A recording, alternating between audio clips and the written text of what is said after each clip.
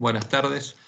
Esta tarde de sábado, hoy, 7 de septiembre de 2024, vamos a estudiar la lección número 11 del libro de Marcos y el título es Apresado y juzgado.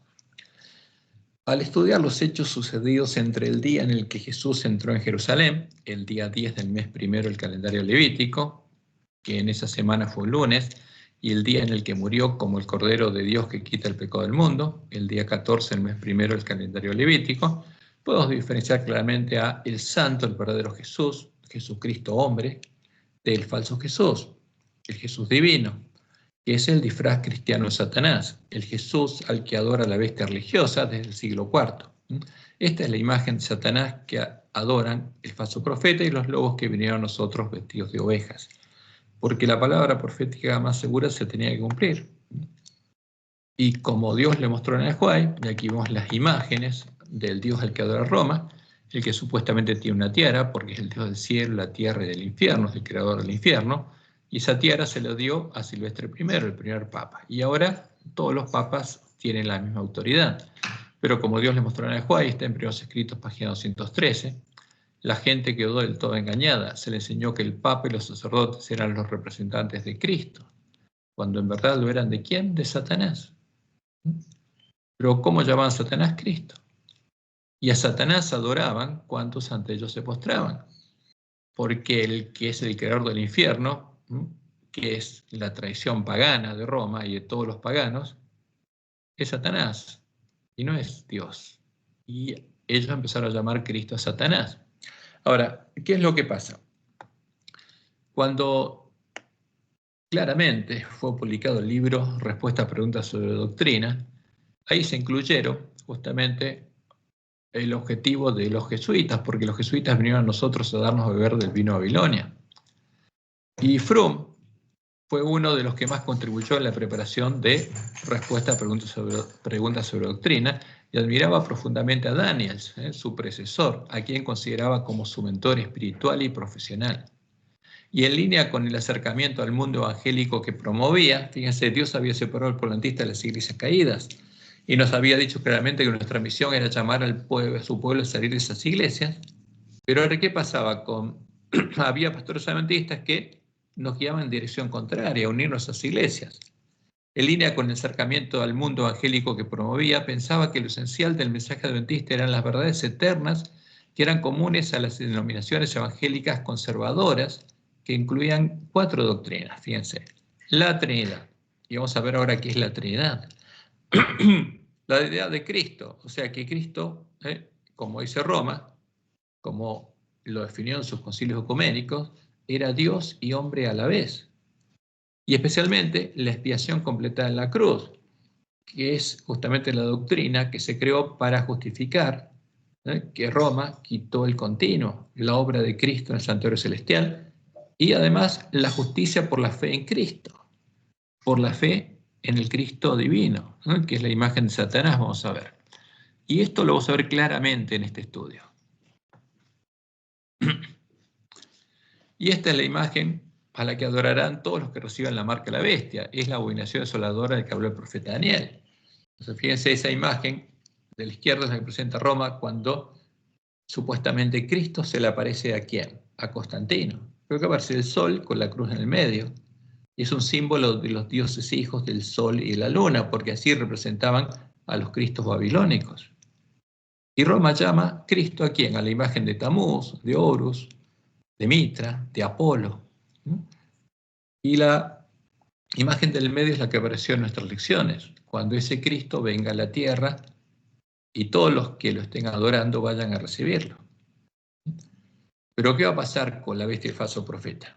No son parte del plan divino para evangelizar al mundo, como dicen nuestros teólogos. Y la bestia fue apresada y con ella el falso profeta que había hecho delante de ella las señales con las cuales había engañado a los que recibieron la marca de la bestia y habían adorado su imagen. ¿A quién? Al anticristo. Estos dos fueron lanzados vivos dentro de un lago de fuego que arde con azufre. Y por supuesto, no puedo decir que la bestia y el falso profeta son parte del plan de Dios. Son parte del plan Satanás para engañar al mundo entero. Y vamos a enfocarnos en el verdadero Jesús, en el santo del verdadero Jesús. ¿Quién es nuestro verdadero Redentor?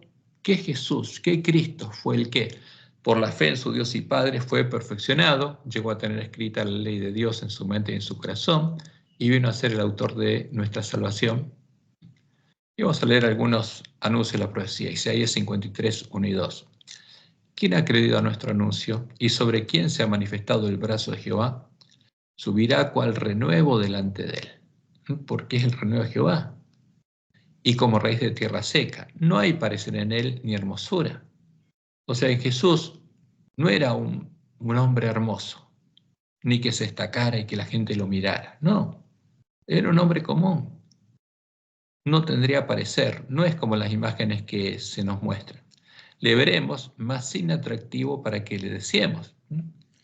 Y en Zacarías 3, del 8 al 9, Dios dijo lo siguiente: escucha pues ahora, Josué, sumo sacerdote, tú y tus amigos que se sientan delante de ti, porque en esta profecía son varones simbólicos, porque ellos estaban reedificando el templo de Jerusalén, y lo que Dios le dice después a Zacarías es que Jesús, el Mesías, el verdadero Mesías, es que edificaría el verdadero templo de Jehová. He aquí yo traigo mi siervo el renuevo, porque he aquí aquella piedra que puse delante de Josué, sobre esta única piedra hay 7 ojos, porque Josué no encontraba una piedra para que fuera la piedra del ángulo, y Dios lo ayuda a encontrarla. Y simbólicamente esa piedra simbolizaba ¿a quién? A la única piedra sobre la que hay 7 ojos. ¿Y cuál es la única piedra en la cual hay 7 ojos? Jehová, porque los 7 ojos es un símbolo de los 7 espíritus de Dios. Y aquí dice Jehová: yo grabaré su escultura. Dice Jehová de los ejércitos: y quitaré el pecado de la tierra en un día. O sea, yo voy a traer mi siervo renuevo, yo lo voy a perfeccionar. Y cuando lo haya perfeccionado, quitaré el pecado de la tierra en un día. Y después de eso, como dice Isaías 4:2, en aquel tiempo el renuevo de Jehová, porque el verdadero Jesús es el renuevo humano de Jehová, será para hermosura y gloria, y el fruto de la tierra para grandeza y honra a los sobrevivientes de Israel. Y como anunció Dios por medio de David, en Salmo 48, ¿qué pasaría con el Mesías? Me complazco en hacer tu voluntad, oh Dios mío. ¿Por qué? Y tu ley está en medio de mi corazón. Porque Jesús es el primer hombre en el que Dios escribió su ley en su mente y en su corazón, cumpliendo las promesas del nuevo pacto. Por eso en Juan 15:9 leemos: como el Padre me ha amado, así también yo os he amado. Permaneced en mi amor. Y les dijo a los discípulos antes de su muerte: nadie tiene mayor amor que este, que uno ponga su vida por sus amigos. O sea, ¿por qué pondría su vida Jesús? Por amor a nosotros. Y como dice el autor de Hebreos, en Hebreos 5, del 7 al 10, y Cristo en los días de su carne, ofreciendo ruegos y súplicas con gran clamor y lágrimas al que le podía librar de la muerte, fue oído a causa de su temor reverente.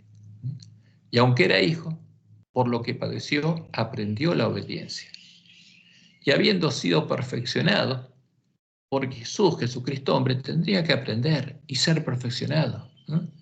Como dice Lucas hablando de Jesús: y Jesús crecía. Habiendo sido perfeccionado, vino a ser autor de eterna salvación para todos los que le obedecen, y fue declarado por Dios sumo sacerdote según el orden de Melquisedec. Entonces, como lo indican las palabras de la profecía, todos los redimidos en el tiempo de la última generación, empezando por los 144.000 sellados, los sellados del pueblo adventista, los nuevos hermanos de Jesús, van a tener la fe de Jesús y el testimonio de Jesús. Y leo Apocalipsis 14:1. Después miré, y aquí el Cordero estaba en pie sobre el monte de Sión, y con él 144.000. Los 144.000 que recorrieron el camino angosto y llegaron a la cima del monte de Sión, que tenían el nombre de él y el de su Padre escrito en la frente.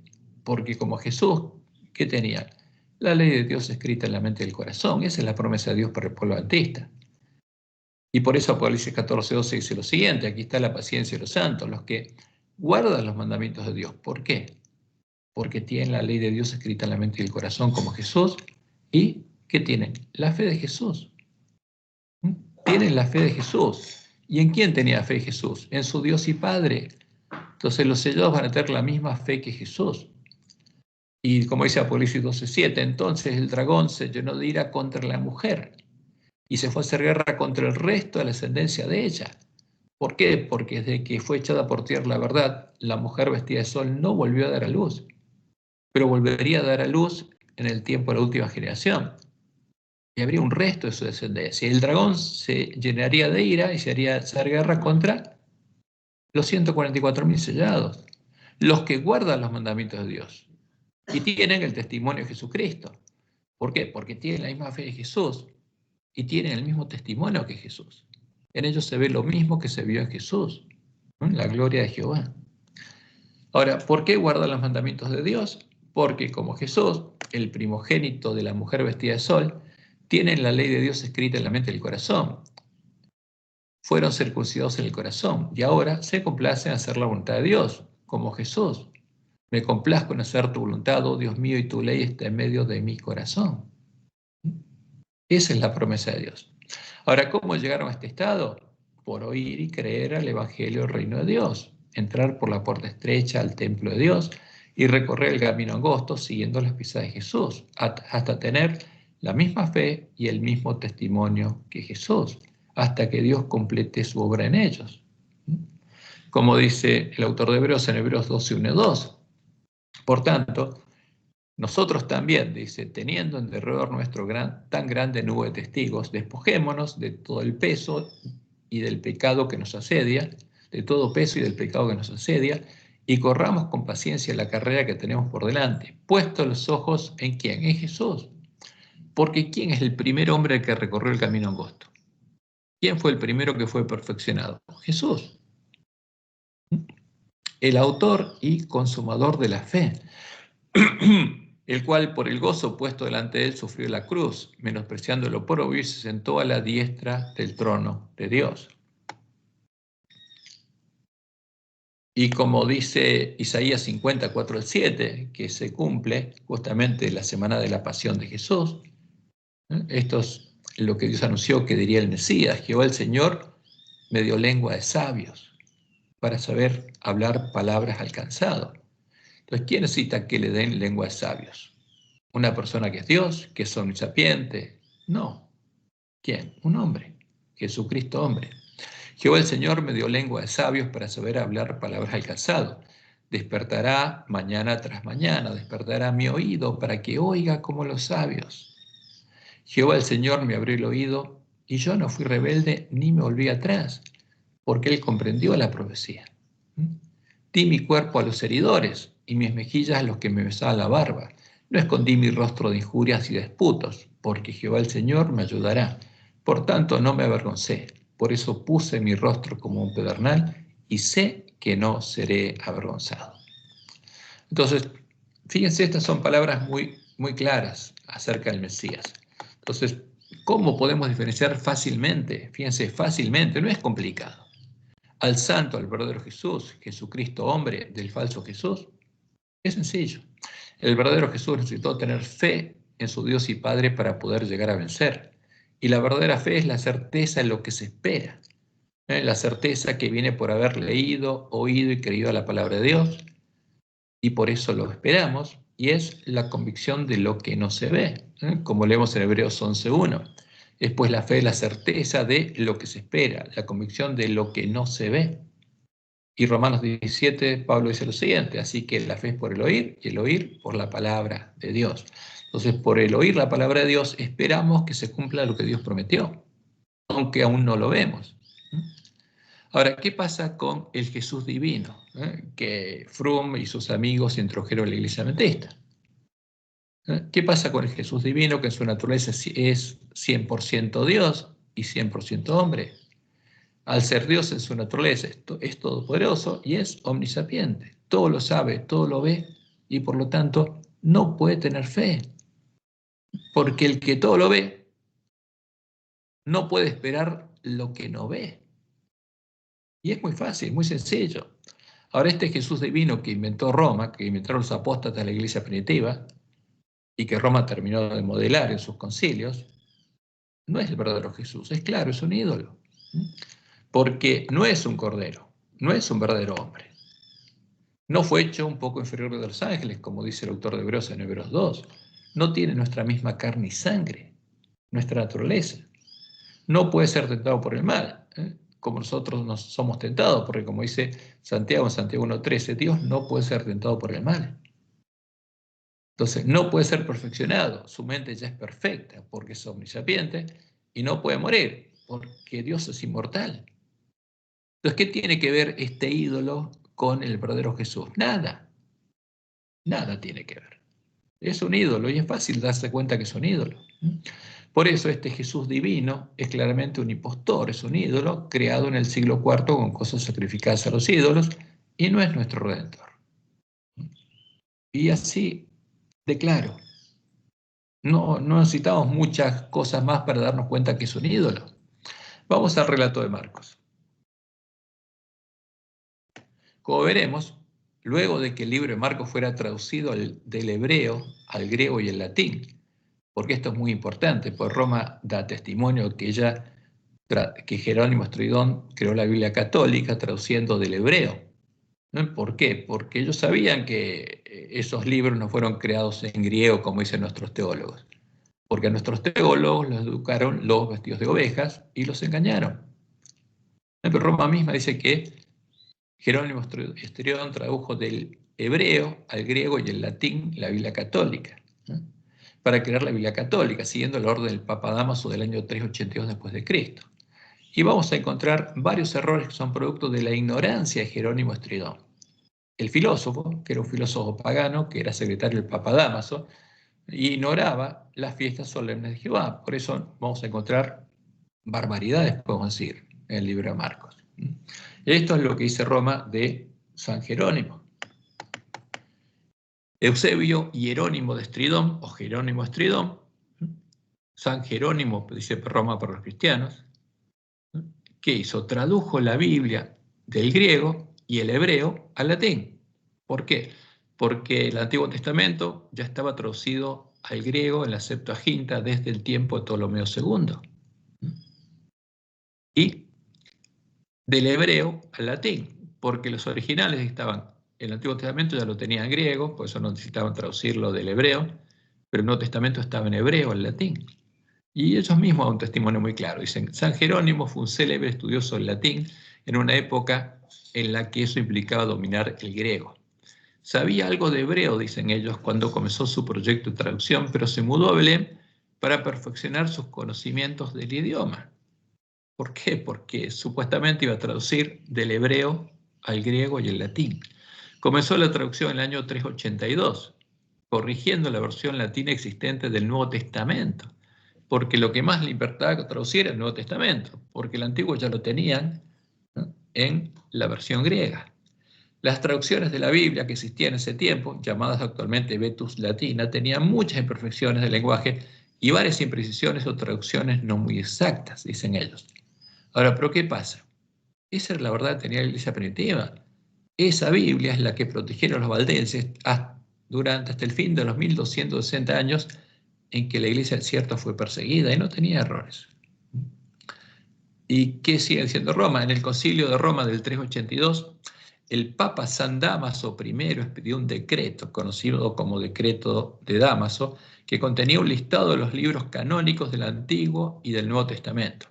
Le pidió a San Jerónimo, ¿no?, su secretario, utilizar este canon y escribir una nueva traducción de la Biblia, que incluyera un Antiguo Testamento de 46 libros, los cuales estaban todos en la Septuaginta, y el Nuevo Testamento con sus 27 libros.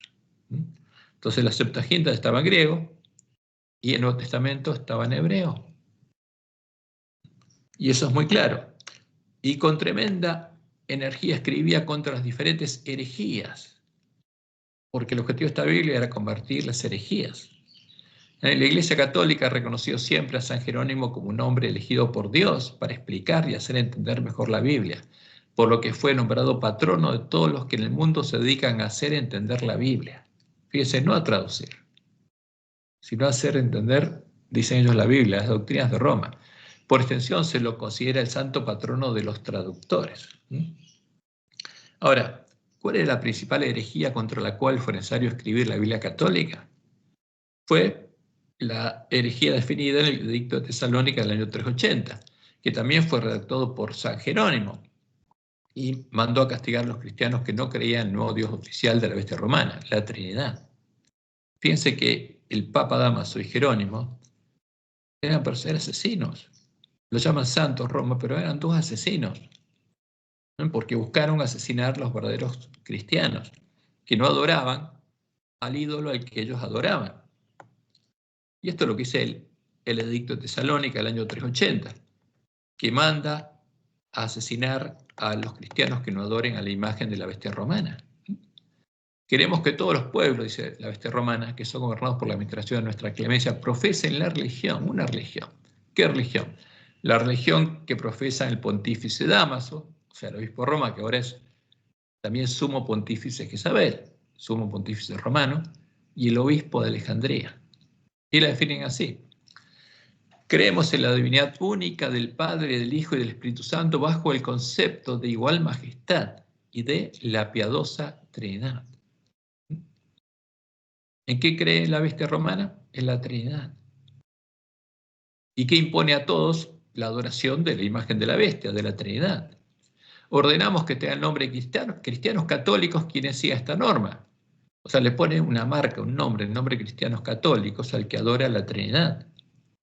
Mientras que los demás los juzgamos dementes y locos. O sea, un demente y loco pierde sus derechos civiles, es despojado y no puede comprar ni vender.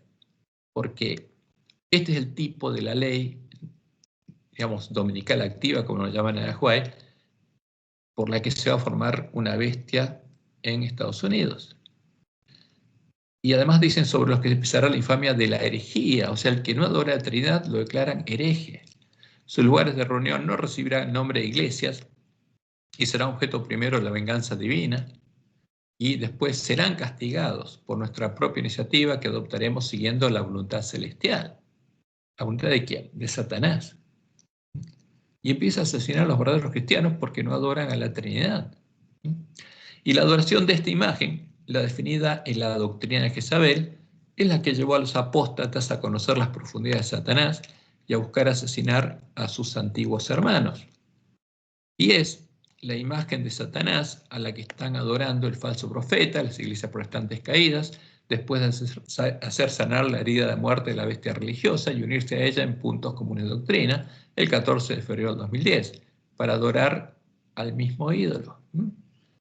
Y eso es una de las profecías que se cumplen y Dios le había mostrado en el Juan que iba a suceder. Dice ella, no podemos ver cómo la iglesia romana puede exonerarse de la acusación de idolatría. ¿Y qué es la idolatría? La adoración de un ídolo. O sea que el Dios de Roma es un ídolo. Y esta es la religión, o sea, la adoración de ese ídolo que los protestantes están comenzando a considerar tan favorablemente y que eventualmente se unirá con el protestantismo. ¿Y se cumplió esta profecía? Sí. El 14 de febrero del 2010 en Roma, ¿no?, los protestantes y los católicos anunciaron que cosechaban los frutos del movimiento ecuménico. Y el cardenal Casper señaló en referencia al encuentro que los participantes habían afirmado su fundamento común. Ahora, fíjense, católicos y protestantes, la Iglesia Protestantes Caídas tiene un fundamento común. ¿Y cuál es su fundamento? En Jesucristo y en la Santísima Trinidad, tal como se expresa en nuestro credo común y la doctrina de los primeros concilios ecuménicos. O sea, el falso profeta ahora se une a la bestia y adopta las doctrinas definidas por las bestias en sus concilios ecuménicos. ¿Y qué pasó con la Biblia? La deja de lado. ¿Dónde queda el principio de sola escritura que estableció Lutero? No existe más. Se acabó la reforma. Vuelven a ser católicos, cristianos católicos que adoran a la Trinidad. Vuelven a ser la misma religión, porque una ramera, una mujer, adora a un Dios. Y si católicos protestantes adoran al mismo Dios, su religión es la misma. Todo el que adora la Trinidad tiene la misma religión que Roma. Indicó también que el Vaticano tiene que esforzarse por explicar mejor a otras confesiones, porque los protestantes ya lo habían aceptado, la postura católica de que la Iglesia Católica es la Iglesia de Cristo y que la Iglesia Católica es la verdadera Iglesia. Entonces, ¿qué hicieron los protestantes? Negaron la reforma, reconocieron a Roma como la verdadera Iglesia de Cristo y se unieron a ella y aceptaron como propias las doctrinas definidas por Roma en sus concilios ecuménicos. y empezaron a adorar juntos al dragón. ¿Y cuál es el próximo paso? Que como lo hizo la bestia romana, los protestantes se unan, buscan el poder del Estado para imponer la adoración de los mismos dogmas que obligó a adorar la bestia romana, como Dios le mostró en el Juárez. Cuando las iglesias principales de los Estados Unidos, uniéndose en puntos comunes de doctrina, ya pasó y lo comunicaron, influyan sobre el Estado para que imponga los decretos y las instituciones de ellas, entonces la América protestante habrá formado una imagen de la jerarquía romana.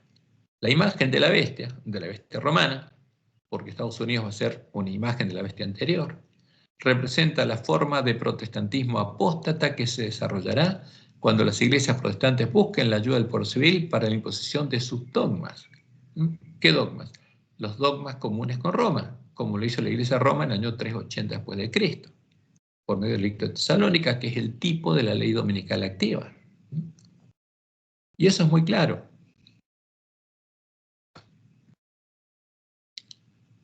El fundamento común definido en los dogmas comunes de doctrina es la arena, es la falsa roca que son dioses, como Dios la anunció en el Cántico de Moisés, puesta en lugar de Jehová en el tiempo de la apostasía.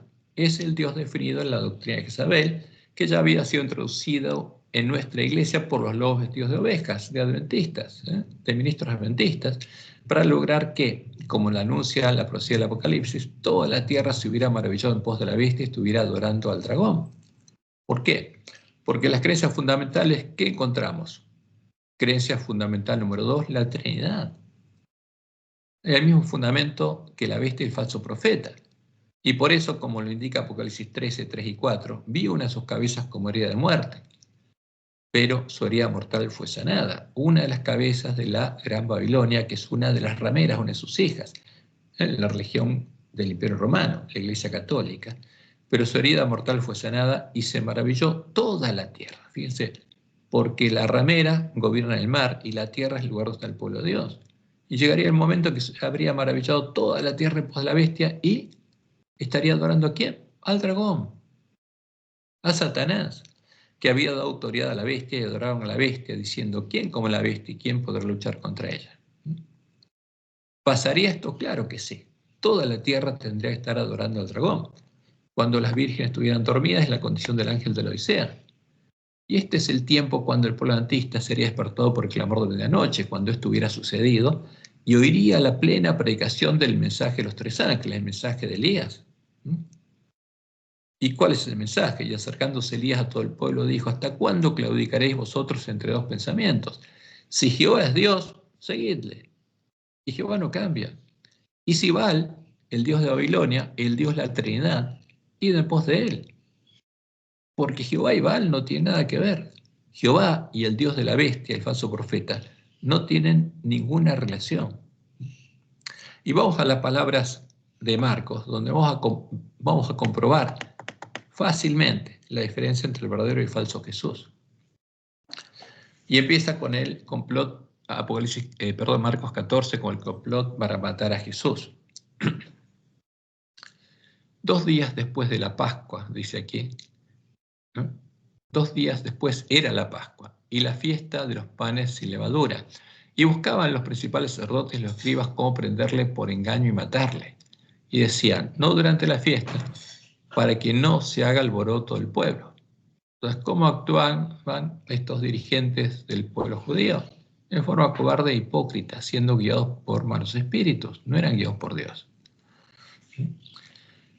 Pero estando él en Betania, en casa de Simón el leproso, y sentado a la mesa, vino una mujer con un vaso de alabastro de perfume de nardo puro de mucho precio, y quebrando el vaso de alabastro se lo derramó sobre su cabeza. Y hubo algunos que se enojaron dentro de sí y dijeron, ¿para qué se ha hecho este desperdicio de perfume? Porque podía haberse vendido por más de 300 denarios y haberse dado a los pobres, y murmuraban contra ella. Pero Jesús dijo, dejadla.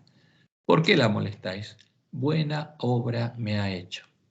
Siempre tendréis a los pobres con vosotros, y cuando querráis les podréis hacer bien, pero a mí no siempre me tendréis. Esta ha hecho lo que podía, porque se ha anticipado a ungir mi cuerpo para la sepultura. porque así se ungían los cuerpos de los muertos. De cierto os digo que donde quiera que se predique este evangelio en todo el mundo, también se contará lo que está hecho para memoria de ella. Entonces, ¿cómo sabía esta mujer que debía ungir a Jesús? La Biblia no lo aclara, pero es evidente que ella había oído y creído a las palabras de Jesús en las que no habían creído los discípulos, que esa semana él iba a ser muerto. Y en Juan 11:2 hay un comentario que da a entender que la mujer es María, la hermana de Lázaro. Juan 11:2 dice lo siguiente: María, cuyo hermano Lázaro estaba enfermo, fue la que ungió al Señor con perfume y le enjugó los pies con sus cabellos. ¿Y sabía que Jesús iba a morir? Sí, él se los había anunciado. Y ella creía, y los discípulos no. Y seguimos con Marcos 14:10. Entonces Judas Iscariote, uno de los 12, fue a los principales sacerdotes para entregárselo. Ellos, al oírlo, se alegraron y prometieron darle dinero, y Judas buscaba oportunidad para entregarle. ¿Qué había pasado con Judas? En Lucas 22 se nos indica que en ese momento Satanás entró en Judas y lo guió a hacer esta obra. Lucas 22, 3-6. Y entró Satanás en Judas, porque uno puede ser habitación de demonios y hay un demonio especial que es Satanás. Y Satanás mismo entró en ese momento en Judas. Por sobrenombre Iscariote, el cual era uno del número de los 12, y este fue y habló con los principales sacerdotes y con los jefes de la guardia de cómo se lo entregaría. Ellos se alegraron y convinieron en darle dinero. Y él se comprometió y buscaba una oportunidad para entregárselo a espaldas del pueblo. Y sigue ahora el relato de Marcos con la última cena. Y ahora vamos a analizarlo, estas palabras vamos a analizar detenidamente. Marcos 14:12. El primer día de la fiesta de los panes sin levadura, cuando sacrificaban el cordero de Pascua, sus discípulos le dijeron: ¿dónde quieres que vayamos a preparar para que comas la Pascua? Y acá hay un grave error. Y esto nos muestra que el que lo escribió no tenía idea de lo que hablaba. Estas palabras nos muestran claramente que el que las escribió no fue Juan Marcos, que era judío, porque reflejan una gran ignorancia sobre las fiestas solemnes de Jehová, la ignorancia de San Jerónimo, el que escribió la Biblia católica. Ahora, ¿qué pasaba? El primer día de la fiesta de los panes sin levadura no era el día en que Jesús le pidió a los discípulos que preparen un lugar. El primer día de la fiesta de los panes sin levadura es el día 15 del mes primero del calendario levítico y es un sábado ceremonial en el que no puede hacerse ninguna preparación. El cordero de la Pascua se sacrificaba un día antes, el día 14, el día de la Pascua, el día en el que Jesús moriría como el Cordero de Dios. Y como sucedió en Egipto, después de muerto, el cordero de Pascua debía ser asado el día 14 y en la casa del padre familia, símbolo de la casa de Dios, no debía quedar levadura y los miembros de la familia debían lavarse y vestirse con vestiduras limpias para poder entrar en la casa y comer la cena de Pascua, al comenzar el día 15 del mes 1. ¿Y cuál era la cena? Cordero de Pascua asado, con hierbas amargas y panes sin levadura. Y leemos el Levítico 23, el 4 al 8, las instrucciones de Dios, porque la primera instrucción la encontramos en Éxodo, pero vamos a Levítico. Estas son las fiestas solemnes de Jehová, las convocaciones santas a las cuales convocaréis en sus tiempos. En el mes primero, a los 14 del mes, entre las 2 tardes, Pascua es de Jehová. O sea, ahí muere el Cordero de Dios. Y a los 15 días de ese mes es la fiesta solemne de los panes y levadura a Jehová. O sea, ¿cuál es el primer día de los panes y levadura? El día 15. 7 días comeréis panes y levadura. El primer día tendréis santa convocación. Es un sábado. El 14 no es sábado, pero el 15 es un sábado ceremonial. El primer día de los panes y levadura. Ningún trabajo de siervos haréis, y ofreceréis a Jehová 7 días ofrenda encendida. El séptimo día también será santa convocación. Ningún trabajo de siervo haréis. Entonces, lo que Jesús le pidió a los discípulos, se los pidió el día 13 del mes primero, no el primer día de la fiesta de los panes y levaduras, que es el día 15. Pero Jerónimo no entendía nada, como hay muchas cosas que podemos darnos cuenta que no entendía, cuando leemos especialmente Romanos. Y Jesús lo que le pidió no fue que le preparen la Pascua, sino que preparen la que sería la última cena, antes de que llegara el momento de su muerte, la cena que sus discípulos repetirían en todas las Pascuas futuras, como testimonio de sus hermanos. Y sigo leyendo en Marcos 14:13. Y envió 2 de sus discípulos y les dijo: id a la ciudad y os saldrá al encuentro un hombre que lleva un cántaro de agua, seguidle. Y donde entrare, decid al señor de la casa: el maestro dice, ¿dónde está el aposento donde he de comer la Pascua con mis discípulos? Y él os mostrará un gran aposento alto ya dispuesto. Preparad para nosotros allí. Fueron los discípulos y entraron en la ciudad y hallaron como les había dicho y prepararon la Pascua, escribió Jerónimo Estridón. Pero no prepararon la Pascua, porque la Pascua era el día siguiente. Podrían prepararle la Pascua antes de que llegara. Aquí me falta una. El día 14, en el que todo el pueblo sacrificaba el cordero de Pascua y preparaba la cena de Pascua. No podían. Pues la cena de Pascua requería la muerte del cordero. Lo que hicieron fue preparar una cena, la última cena.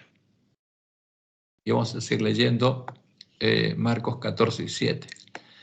Y cuando llegó la noche, vino él con los 12, y cuando se sentaron a la mesa, mientras comían, dijo Jesús: de cierto os digo que uno de vosotros que come conmigo me va a entregar.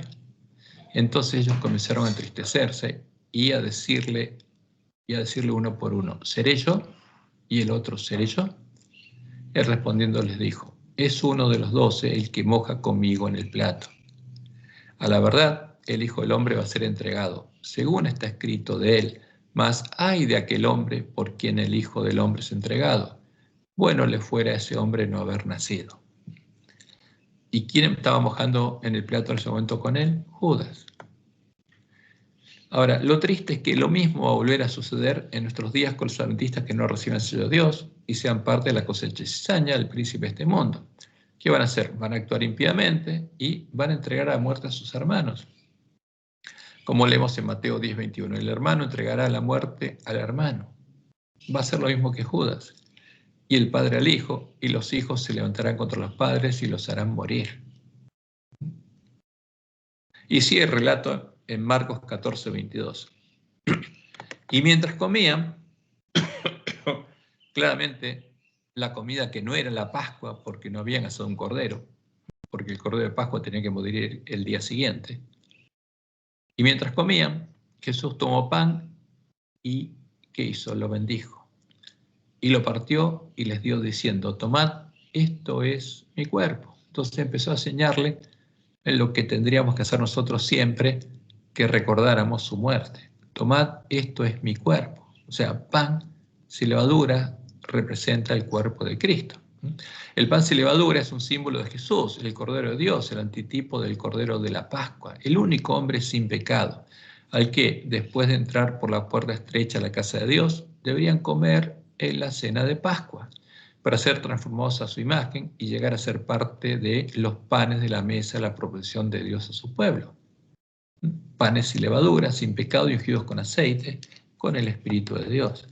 Por eso, fíjense acá, en el santuario está reflejado, en el lugar santo, la proposición de Dios, la mesa de los panes de provisión. ¿Qué hay ahí? 12 panes sin levadura, como Jesús, y ungidos con aceite. Ahora, ese es el lugar al que lleva el camino angosto que lleva la vida, el camino angosto que tienen que recorrer todos los que entran a la casa de Dios. Y esa es la obra que Dios prometió hacer en cada uno de nosotros. Y por eso, como Dios les mostró en el Juay, los enseres del lugar santo reflejan la imagen de los que entran ahí, son un símbolo de los que entran al lugar santo, siguiendo el camino nuevo y vivo que se nos abrió. Porque cuando Jesús murió, el antitipo del altar, la profecía del altar dejó de estar en pie. ¿Por qué? Porque había alcanzado su cumplimiento y todos los símbolos santuarios fueron reemplazados por las cosas celestiales mismas. Y la casa del Padre Familia, o sea, comía el Cordero de Pascuas, es un símbolo de la casa de Dios, del lugar santuario de Dios en el tiempo del nuevo pacto, donde entraba todo aquel que nacía de Dios y recibía el Espíritu Santo de la promesa. Y sigo En Marcos 14:23, y tomando la copa y habiendo dado gracias, les dio y bebieron de ella todos. Y les dijo, esto es mi sangre del nuevo pacto, que por muchos es derramada. ¿Qué se iba a derramar? ¿Jugo de uva? No, su sangre. El jugo de la vid sin fermentos, sin levadura, sin pecado, es un símbolo de la sangre de Jesús, de la vida de Jesús. Porque la sangre es la vida de una persona. La vida que Él dio para redimirnos de la esclavitud del pecado. La vida que recibimos al aceptar que Jesús toma en nuestro lugar. Muriendo donde nosotros deberíamos morir y empezar a vivir donde Jesús vivía, en el reino de Dios, en la casa de Dios, justamente en la casa de su Dios y Padre.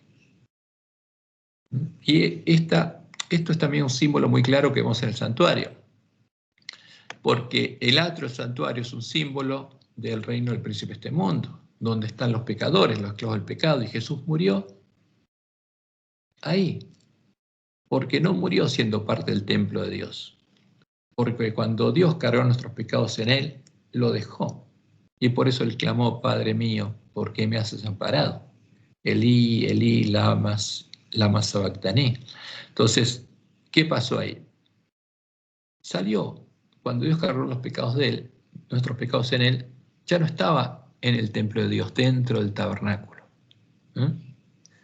sino que estaba fuera, en el medio del reino del príncipe de este mundo, y murió cargando nuestros pecados para redimir a los esclavos del pecado, para que los esclavos del pecado pudiéramos tomar el lugar de Él en la casa de Dios. Y por eso, a partir de ese momento, la fuente estuvo disponible para que nos lavemos, y están disponibles las vestiduras blancas, y la puerta de la casa de Dios estaba abierta, la puerta estrecha, para que entremos por la puerta estrecha y recorramos el camino que nos va a llevar a la ciudad de Dios, a la Nueva Jerusalén, simbolizada por la mesa de los panes, la proposición de Dios a su pueblo. Entonces, eso es lo que significa la Santa Cena. Y Jesús les dijo, de cierto os digo que no beberé más del fruto de la vid hasta aquel día en que lo beba nuevo en el reino de Dios. Entonces, cuando Jesús muriera y se empezaran a cumplir las profecías de las ceremonias del santuario y de las fiestas solemnes de Jehová, empezando por la muerte del Cordero de Dios, el antitipo del altar de sacrificio, todo lo simbólico sería reemplazado por lo simbolizado, por las cosas celestiales mismas, y ya no habría más sacrificios aceptables a Dios, quien retiraría su presencia del templo de Jerusalén y lo dejaría desierto, como Jesús le dijo, vuestra casa os he dejado desierta. Y Él empezaría a morar en el templo del nuevo pacto, que edificaría Jesús. Pero ese templo es un símbolo del reino de Dios.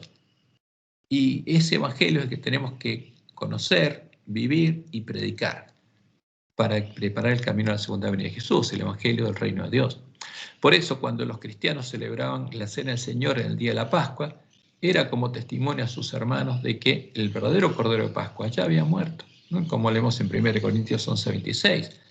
Pablo, hablándoles a los griegos de Corinto, les dice lo siguiente: así pues, todas las veces comiereis este pan y bebiereis esta copa, la muerte del Señor anunciáis hasta que Él venga. Porque ya no comerían más cordero asado, porque el verdadero Cordero había muerto. Y simplemente anunciaban y recordaban que Él había muerto en la Santa Cena. Y finalizada la cena, Jesús dirigió al monte de los Olivos a orar, como leemos en Marcos 14:26. Cuando hubieron cantado el himno, salieron al monte de los Olivos. Entonces Jesús le dijo: todos os escandalizaréis de mí esta noche, porque escrito está: heriré, traducción errónea, porque no dice eso el original, al pastor y las ovejas serán dispersadas. Pero después que haya resucitado, iré delante de vosotros a Galilea. Por medio de Zacarías, Dios había anunciado lo que sucedería con su Cordero, el hombre compañero suyo, ¿no? El varón cuyo nombre se renueva, Jesucristo hombre, el renuevo de Jehová, Jehová con nosotros, que sería muerto en casa de sus amigos, a los que había venido a salvar. Y hay varias declaraciones. La primera es muy interesante. ¿A quién preciarían los hombres en 30 piezas de plata? A Jehová, porque Jesús es Jehová. como él mismo lo dijo, Zacarías 11, 12 al 13. Y les dije, si os parece bien, dadme mi salario, y si no, dejadlo. Y pesaron por mi salario 30 piezas de plata, lo mismo que le dieron a ¿quién? A Judas, los dirigentes del pueblo judío. Y me dijo Jehová, échalo al tesoro. Hermoso precio con que me han preciado. O sea, ¿cómo preciaron a Jehová? Como 30 piezas de plata. Y tomé las 30 piezas de plata y las eché en la casa de Jehová al tesoro. ¿Y a quién herirían? Al hombre. A Jehová hecho hombre, como al verdadero Mesías, como dice Zacarías 13:7. Levántate, oh espada, contra el pastor y contra el hombre, compañero mío. Ahora, fíjense qué dice la traducción de Jerónimo Estridón. Heriré, como si Dios fuera a herir al Mesías. Heriré al pastor. No dice eso. ¿Qué dice Dios? Levántate, oh espada, porque mataría al Mesías, contra el pastor y contra el hombre, compañero mío. ¿Está hablando de quién? De un hombre, no de un Dios. Está hablando de Jesucristo, hombre. El hombre, compañero mío. Dice Jehová a los ejércitos, hiere al pastor, y serán dispersadas las ovejas. No dice heriré al pastor, como dice nuestra Biblia, en el Nuevo Testamento. Hiere al pastor, porque lo matarían, y serán dispersadas las ovejas. Y haré volver mi mano contra los pequeñitos, dice la traducción, pero Dios no dijo eso. Ahora, ¿cómo lo herirían? En sus pies, sus manos, como leemos Zacarías 13:6. Y le preguntarán, ¿qué heridas son estas en tus manos? Y él responderá, con ellas fue herido en casa de mis amigos. Entonces Pedro, como siempre lo hacía, después de escuchar estas palabras de Jesús, de que todos lo dejarían, buscó diferenciarse de sus hermanos. ¿Y qué dijo? Entonces Pedro le dijo, aunque todos se escandalicen, yo no.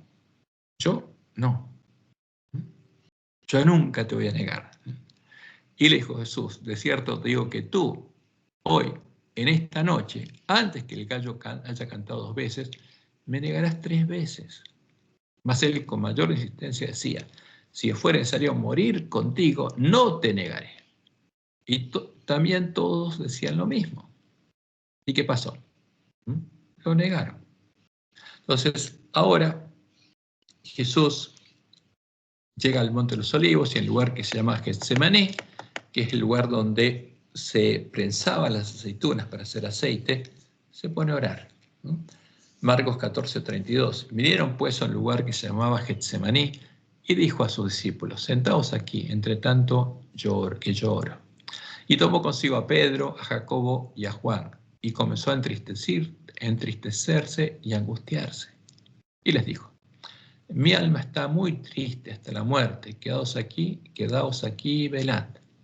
Yéndose un poco adelante, se postró en tierra y oró que si fuera posible, pasase de él aquella hora. Y decía, Abba, Padre, todas las cosas son posibles para ti, aparta de mí esta copa, mas no lo que yo quiero, sino lo que tú. No se haga mi voluntad, sino la tuya, como dice en Mateo. ¿Quién se angustió hasta la muerte? El santo, el verdadero Jesús, Jesucristo hombre. Porque para un hombre enfrentar la muerte es angustioso, para un Dios no. El verdadero Jesús es el que murió por nosotros. El otro no podía morir. ¿Era posible apartar de él esta copa? La copa que tenía que beber. ¿Era posible redimirnos sin su muerte? ¿Era posible que Jehová manifestara su justicia y fuera declarado justo en el día en el que sería juzgado por perdonar y cargar sobre sí nuestros pecados? No, no era posible.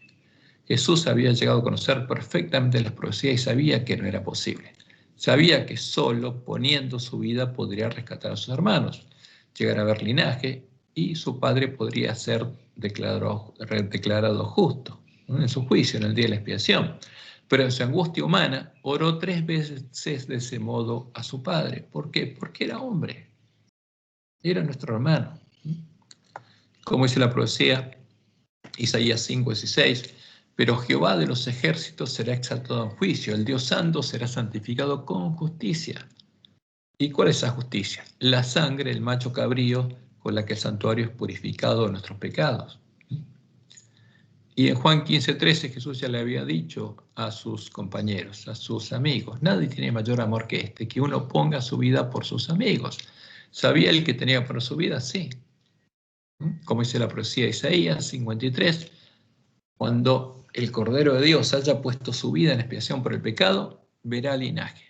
Vivirá por largos días y la voluntad de Jehová será en su mano prosperada. ¿Qué pasaría? Vería linaje, porque tendría hermanos.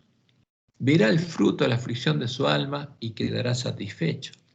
Por su conocimiento justificará a mi siervo justo a muchos y llevará las iniquidades de ellos.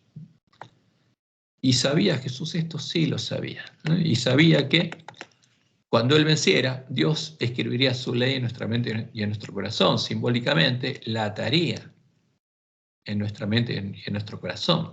Ata el testimonio. Sella la ley entre mis discípulos, dice el Mesías. Esperaré pues a Jehová, el cual escondió su rostro en la casa de Jacob, y en Él confiaré, en Él tendré fe. He aquí, yo y los hijos que me dio Jehová, los hermanos de Jesús, somos por señales y presagios en Israel de parte de Jehová de los ejércitos que mora en el monte de Sión. Como les dijo a los discípulos que encontró durmiendo, su espíritu estaba angustiado. Su espíritu estaba dispuesto, además de estar angustiado, pero su carne humana era débil y se resistía ante la perspectiva de la muerte. Y sigo leyendo en Marcos 14:37. Vino luego y los halló durmiendo y dijo a Pedro: Simón, ¿duermes? ¿No has podido velar una hora? Velad y orad para que no entréis en tentación. Y ahora le cuenta su estado. El espíritu, a la verdad, está dispuesto, porque él quería redimirlos, pero la carne es débil. Tenía que enfrentar como hombre la muerte. Otra vez fue y oró diciendo las mismas palabras. Y al volver, otra vez los halló durmiendo, porque los ojos de ellos estaban cargados de sueño y no sabían qué responderle. Vino la tercera vez y les dijo, porque 3 veces oró por el mismo pedido, y les dijo: dormid ya y descansad, basta, la hora ha venido. Y aquí el Hijo del Hombre es entregado en manos de los pecadores. Y ahora estaba dispuesto a dar su vida. Levantaos, vamos, y aquí se acerca el que me entrega. Entonces, como lo anunciaban las palabras de la profecía, dio su cuerpo a sus heridores, como ya lo leímos en Isaías 50, del 4 al 7. O sea, porque Dios le abrió el entendimiento para que comprendiera las palabras de la profecía. Como dice Jehová, el Señor me abrió el oído, y yo no fui rebelde ni me volví atrás. Di mi cuerpo a los heridores y mis mejillas a los que me mesaban la barba. No escondí mi rostro de injurias y disputos. Y vamos a ver que eso le pasó enseguida. Porque Jehová el Señor me ayudará. Por tanto, no me avergoncé. Por eso puse mi rostro como un pedernal y sé que no seré avergonzado. Y ahora bien, el relato de la traición de Judas y el arresto de Jesús. Luego, hablando él aún, vino Judas, que era uno de los 12, y con él mucha gente con espadas y palos, de parte de los principales sacerdotes y de los escribas y de los ancianos. Y el que le entregaba les había dado señal diciendo: al que yo besare, ese es, prendedle y llevadle con seguridad. Y cuando vino, se acercó a él y le dijo: maestro, maestro, y le besó. Un traidor. Entonces ellos le echaron mano y le prendieron. Y este debe haber sido uno de los momentos más tristes que vio Jesús. O sea, ver que uno de sus discípulos hiciera esta terrible obra y se perdiera. Y sigue el relato de Marcos. Pero uno de los que estaban allí sacando la espada, ¿quién fue? Pedro. Hirió al siervo del sumo sacerdote cortándole la oreja. Y respondiendo Jesús les dijo: ¿como contra un ladrón habéis salido con espadas y con palos para prenderme? Cada día estaba con vosotros enseñando en el templo y no me prendisteis. Pero es así para que se cumplan las Escrituras. Entonces, todos los discípulos, dejándole, huyeron. Bien, todos los valientes, ¿qué pasó? Todos los que juraron que no lo harían, huyeron. Y aquí en Marcos aparece algo que no está en los otros evangelios, pero cierto joven le seguía cubierto el cuerpo con una sábana, y le prendieron. Mas él, dejando la sábana, huyó desnudo, dice aquí. Y todos huyeron y lo dejaron solo. Ahora, ¿qué pasó con la valentía y la lealtad de Pedro y los discípulos? Desapareció por completo y huyeron, como lo anunciaban las palabras de la profecía. Y el próximo paso encontramos a Jesús ante el consejo. Trajeron pues a Jesús al sumo sacerdote y se reunieron todos los principales sacerdotes y los ancianos y los escribas. Entonces, para juzgar y condenar a Jesús se reunieron todos los dirigentes de la nación, que, como Jesús lo anunció, se habían convertido en lobos, en medio de los cuales se le enviaría a sus discípulos, lo que en nuestro tiempo equivaldría a la reunión de todos los dirigentes de la iglesia remanente. Estaban todos dirigidos, estaban todos unidos ahí. Y en Mateo 10, 16 al 18, Jesús le dijo a los discípulos: "He aquí yo os envío como ovejas en medio de lobos". ¿Por qué? Porque estos hombres son lobos. Sed pues prudentes como serpientes y sencillos como palomas. Y guardaos de los hombres, porque os entregarán a los concilios y en sus sinagogas os azotarán. Y aún ante gobernadores y reyes seréis llevados por causa de mí, para testimonio a ellos y a los gentiles. Y esto que le había dicho a los discípulos que les pasaría es lo que le estaba pasando a él mismo. Y Pedro le siguió de lejos hasta dentro del patio del sumo sacerdote, y estaba sentado con los alguaciles calentándose el fuego. Y los principales sacerdotes y todo el concilio buscaban testimonio contra Jesús para entregarle a muerte, pero no lo hallaban, porque muchos decían falso testimonio contra él, mas sus testimonios no concordaban. Porque ¿qué dice la ley?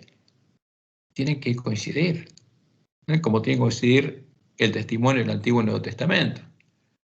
Y si el Nuevo Testamento da un testimonio contrario al Antiguo, ese testimonio no es verdadero. Entonces, levantándose unos, dieron falso testimonio contra él, diciendo: nosotros le hemos oído decir, yo derribaré. ¿Y qué dijo Jesús? Les dijo: derriben este templo, hablando de su cuerpo. Pero estos mentían y dijeron: yo derribaré este templo hecho a mano, y en 3 días edificaré otro hecho sin mano. Pero ni aún así concordaban en el testimonio. Entonces el sumo sacerdote, levantándose en medio, preguntó a Jesús diciendo: ¿no respondes nada? Nada, ¿qué testifican estos contra ti? Mas él callaba y nada respondía. El sumo sacerdote le volvió a preguntar y le dijo: ¿eres tú el Cristo, el Hijo del bendito, el Hijo de Dios? Y ahora Jesús contestó, y Jesús le dijo: yo soy. Y veréis al Hijo del Hombre sentado a la diestra del poder de Dios y viniendo en las nubes del cielo. Les prometió que ellos iban a resucitar para verlo viendo. Entonces, el sumo sacerdote, rasgando su vestidura, dijo: ¿qué más necesidad tenemos de testigos? Habéis oído la blasfemia. ¿Qué os parece? Y todos ellos le condenaron, declarándole digno de muerte. Y algunos comenzaron a escupirle, como decía la profecía, y a cubrirle el rostro y a darle de puñetazos y a decirle: profetiza, a ver quién te pegó. Y a los alguaciles le daban bofetadas. Y eso le pasó a Jesús en su iglesia. En ese momento, todos los dirigentes que hicieron esa obra quedaron condenados a su propia muerte y a resucitar en la resurrección especial, para ver a Jesús viniendo en las nubes de los cielos y tener que decirle a las piedras que caigan sobre ellos y los escondan de la presencia temible de Jehová, como decía la profecía de Isaías 2:19. Y se meterá en las cavernas de las peñas y en las aberturas de la tierra por la presencia temible de Jehová y por el resplandor de su majestad, cuando Él se levante para castigar la tierra. Y en Apocalipsis 6, 15 al 17 leemos: y los reyes de la tierra, los grandes, los ricos, los capitanes, los poderosos, y todo siervo y todo libre, se escondieron en las cuevas y entre las peñas de los montes, y decían a los montes y a las peñas: caed sobre nosotros y escondednos del rostro de aquel que está sentado sobre el trono y de la ira del Cordero, porque el gran día de su ira ha llegado, y ¿quién podrá sostenerse en pie? ¿A quién mataron? Al dador de la vida, que había venido a redimirlos. Entonces, ¿qué pasó? Pedro negó abiertamente nuevamente a Jesús. Marcos 14:66. Estando Pedro abajo en el patio, vino una de las criadas del sumo sacerdote, y cuando vio a Pedro que se calentaba, mirándole dijo: ¿Tú también estabas con Jesús el Nazareno? ¿Mm? Mas él negó diciendo: No le conozco, ni sé lo que dices. Y salió a la entrada y cantó el gallo. Y la criada, viéndolo otra vez, comenzó a decir a los que estaban allí: Este es de ellos. Pero él negó otra vez. Y poco después, los que estaban allí dijeron otra vez a Pedro: Verdaderamente tú eres de ellos, porque eres Galileo, y tu manera de hablar es semejante a la de ellos. Entonces él comenzó a maldecir y a jurar: No conozco a este hombre de quien habláis. Y el gallo cantó la segunda vez. Entonces Pedro se acordó de las palabras que Jesús le había dicho: Antes que el gallo cante 2 veces, me negarás 3 veces. Y pensando en esto, lloraba. Y es triste esta parte de la historia, pero había esperanza para Pedro. Ahora la pregunta es: ¿negaremos nosotros al santo, al verdadero Jesús, a Jesucristo hombre, al Hijo del Hombre, a nuestro verdadero Redentor, para adorar al falso Jesús, a la imagen de la bestia, el Dios Hijo de la Trinidad, a la abominación desoladora de la que habló el profeta Daniel, para adorar al dragón, llamándolo Dios y Cristo? Esa es la pregunta. Porque el Jesús de la Trinidad no murió por nosotros, es un ídolo creado en el siglo IV. Es el ídolo al que adoran la bestia y el falso profeta, como vimos que se unió en puntos comunes de doctrina para adorarlo. Y esta es la decisión que todos debemos tomar ahora, en el tiempo de nuestro aprobillamiento. Es la decisión de la cual depende que lleguemos a ser parte del trigo o de la cizaña que serán cosechadas en el campo del Padre Familia, en la iglesia remanente, como Dios les mostró en el Juay, y está escrito en Primeros Escritos, página 118. Vi luego el tercer ángel, dice Elena, dijo mi ángel acompañante: su obra es terrible, su misión es tremenda. Es el ángel que al separar el trigo de la cizaña y sellar o atar el trigo para el granero celestial. Estas cosas debieran absorber completamente la mente y la atención. ¿Quién se va a convertir en cizaña? El que adore conscientemente a la imagen de la bestia. ¿Quién va a llegar a ser parte de la cosecha del trigo? Las vírgenes sensatas que arreglen sus lámparas, vean iluminado el camino hacia Dios y recorran el camino angosto y entren con el esposo a las bodas. Y eso está claro en la profecía. Y hay 2 caminos, y la elección es nuestra. Nosotros tenemos que decidir.